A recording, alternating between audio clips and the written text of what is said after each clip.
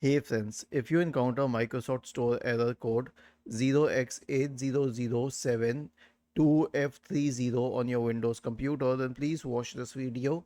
I will guide you through the resolutions. So the first solution is to perform a WS reset or a Windows Store reset. Now this will clear the cache of the Microsoft Store and it will reset the settings of the Microsoft Store. So press the Windows key and the R key together to open the run window. Type the command WS reset and click on OK. Okay, this will reset the Microsoft Store and reopen it. The next solution is to re-register the Microsoft Store. Now we have a command for you, a PowerShell command for you. Simply copy it and then search for PowerShell in the Windows search bar and click on Run as Administrator.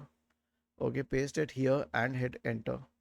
This will re-register the Microsoft Store, which is equivalent to reinstalling it. Basically, we cannot uninstall it on Windows computers, so the new term is re-registering it. It's like you just unregistered and re-registered in one go.